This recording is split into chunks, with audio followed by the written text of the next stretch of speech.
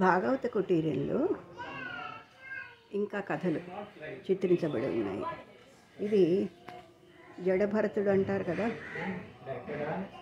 లేడీని ప్రేమించి చివరిలో సర్వసంగ పరిత్యాగి అయి తపస్సు చేసుకోవడానికి వచ్చిన, మోక్ష మార్గం కోసం వచ్చిన వాడు ఈ చిన్న లేడీని పెద్ద చేసి దానితో అటాచ్మెంట్ పెంచుకుని తర్వాత మరణ సమయంలో కూడా దానిని ధ్యానిస్తూ జడభరతుడిగా జన్మించాడు.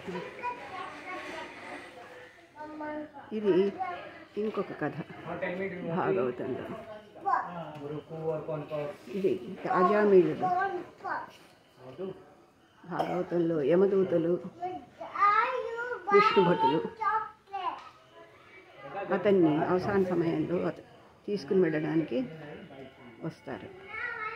ఆజామీయుడు ముందర మంచి వంశంలో పుట్టి అన్నీ చదువుకుని సన్మార్గంలో ప్రవర్తించిన తర్వాత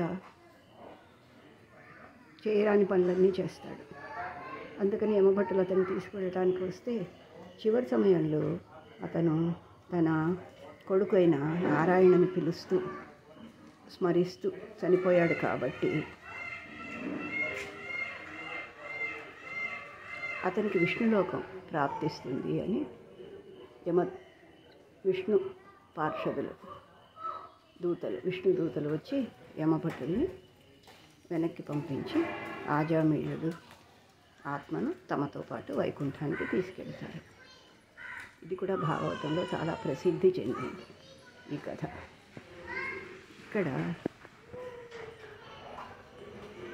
శివుడు పరమేశ్వరుడు కృష్ణుడి గురించి జగద్గురువుని మహర్షులకి బోధన చేస్తున్నట్లుగా ఉంది. శ్రీకృష్ణాయ నమో నమః. శివాయ విష్ణురూపాయ శివరూపాయ విష్ణవే శివస్య హృదయం విష్ణు విష్ణోశ్చ హృదయం శివ అంటారు కదా. శివుడు విష్ణువు గురించి చెబుతూ ఉంటాడు, విష్ణు శివనామం జపిస్తూ ఉంటాడు. ఇది పరీక్షిత్ మహారాజుకి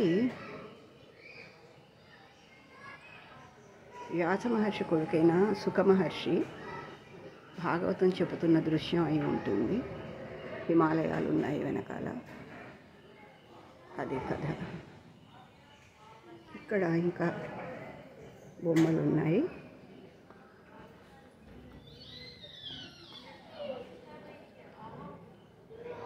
ఇంతకీ ఈ భాగవతాన్ని సుఖ మహర్షి అందరికీ వివరిస్తున్నాడు. వ్యాస మహర్షి ద్వారా సుఖ మహర్షి తెలుసుకుని సుఖ మహర్షి ద్వారా సూత శౌనకాది పౌరాణికులు తెలుసుకుంటారన్నమాట. భాగవత కథాశ్రవణం. సో ఇక్కడికి వచ్చేసరికి ఇక్కడ ఒక పండితోత్తముడు భాగవతాన్ని సూత మహర్షి అయి ఉండొచ్చు అందరికీ చెప్తున్నట్టు. సో సూత మహర్షి శౌనకాది మహర్షులకు చెప్పినట్టు ఈ భాగవత పురాణం మొదలు పెడతారు. సూత మహర్షికి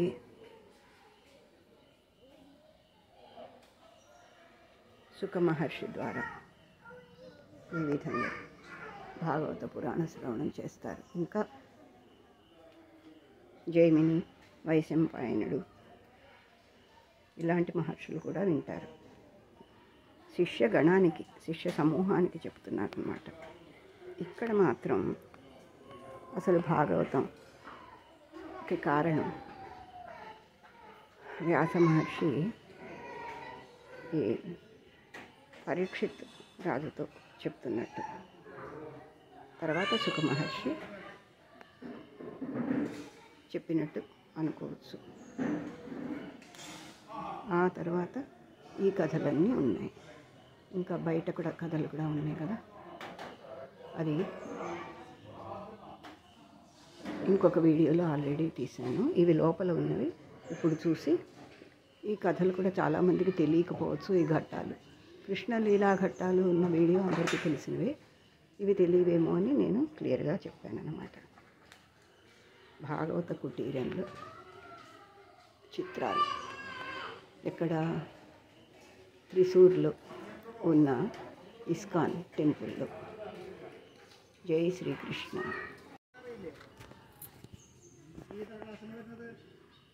ఇక్కడ నరసింహస్వామి హిరణ్యకశిపుని సంహరించటం, ప్రహ్లాదుని రక్షించటం. ఇది మొసలి బారిన పడి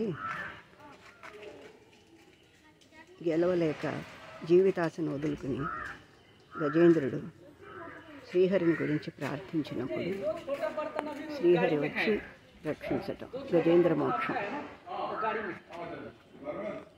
ఇది సీతా స్వయంవరంలో రాముడు శివధనస్సును కట్టుకుని ఉన్నాడు కదా, సీతాదేవి వరమాలతో ఎదురు చేస్తుంది. శివధనస్సు ధనుర్భంగం అయినాక వారి వివాహం జరుగుతుంది. ఇది శ్రీకృష్ణ జననం. చెరసాలలో ఉన్న దేవకి వసుదేవుడికి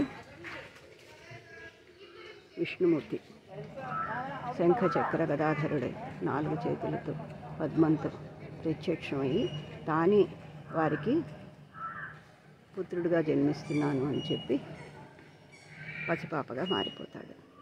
ఇది శ్రీకృష్ణుడు.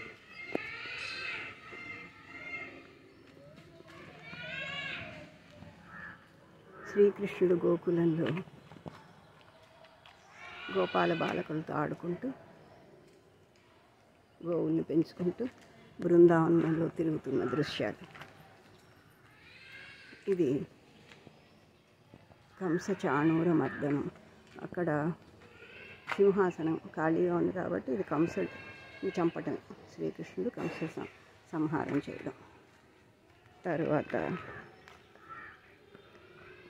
శ్రీకృష్ణుడు ద్వారకకు వెళ్ళినప్పుడు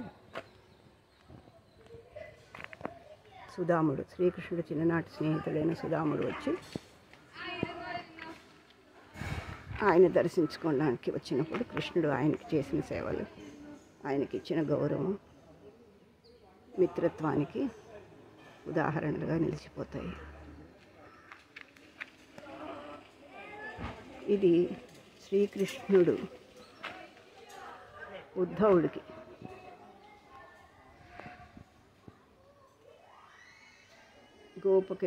గోకులాన్ని